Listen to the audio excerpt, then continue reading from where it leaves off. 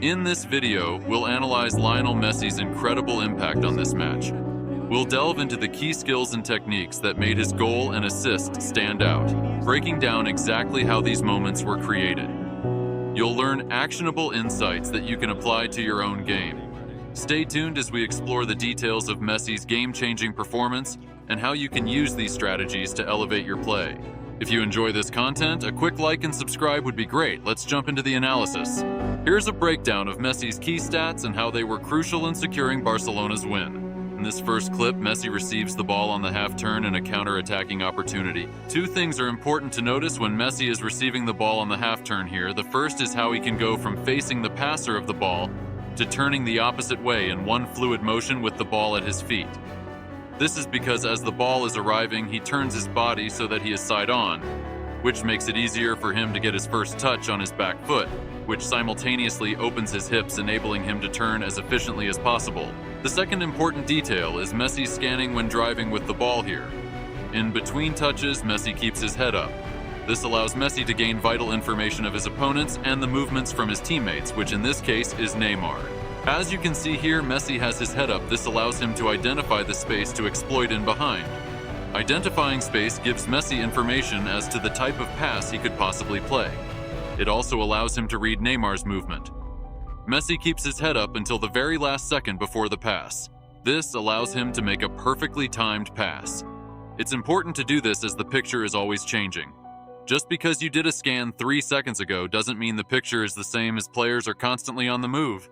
In this clip, Messi receives the ball in between the lines and is trying to go on the half-turn, but instead has to use his skill to go past two opponents. As you can see, Xabi Alonso is tracking Messi, attempting to put pressure on Messi's first touch. Messi is able to recognize this as he scans his opponent, reading his movements. By the time the ball arrives at Messi's feet, Messi knows he is being pressed. Now that he has taken in that information, he is able to react appropriately to the situation. Messi uses his agility, timing, and dribbling skills to touch the ball past Xabi Alonso to escape from him. In this clip, Messi receives the ball on the half-turn again in between the lines, this time in a more advanced position. He plays a nice through ball and provides an assist for Iniesta. Messi starts off in an offside position. This makes it hard for the defenders to track both him and the ball. It means he can appear seemingly from nowhere. If you can see the defenders' numbers, they can't see you. As the opportunity of receiving a pass increases, he begins to drift back onside. Messi then quickly moves in between the defensive and midfield line. This frees him up in a pocket of space. The timing of the movement from an offside position into the pocket of space is crucial in providing the space for Messi to turn. Moving into this space also gives the defender a difficult decision to make. He doesn't know whether he should follow Messi and leave space in behind, or leave Messi and allow him to turn. The defender decides to not follow Messi or simply isn't able to react to his well-timed movement. Messi is now able to turn, and he receives the ball on the half-turn, as he is aware that the defender hasn't followed him. Now he can provide a key pass into Iniesta for him to score and put Barcelona 1-0 early on in the game. In this clip, Messi gets played in behind Real Madrid's defense after making a great run. He goes 1v1 with the keeper but drags his shot wide. This time, Messi starts out in a wide position, taking up the space of a right winger. This frees the space that would usually be occupied by a traditional number 9. Neymar looks to be occupying it, but as you can see from the rest of the clip, he will drop deeper to receive the ball.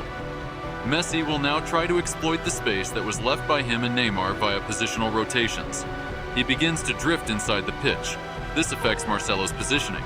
Ideally, Marcelo would be in line with Ramos, but because he sees Messi, who looks to be making a run in behind, Marcelo takes up a deeper position in order to cover Ramos in case of a Messi run. Messi uses this to his advantage. He begins his movement by going towards Ramos. This makes it look like he is going to take up the number 9 position, making Marcelo think that he can pass on his marker to Ramos. Curving your runs give you this advantage as defenders don't know whether they should follow you or pass you on. And by the time they make the decision, if executed correctly, it's too late. Marcelos ends up trying to play Messi offside. What makes Messi's off-the-ball movement great is the sense of security he gives the defenders by walking around the pitch, seemingly disinterested. He then changes speed very quickly, which takes the defenders by surprise. This change of speed is what creates space and opportunities for him. Once he gets played in behind, Messi takes a great first touch with his outstretched left leg before driving towards goal. Unfortunately, he couldn't get his shot right. Here, Messi receives the ball, turns and plays a nice ball through to Neymar. Messi scans to see if Ramos is following him and is about to try another curved run in behind.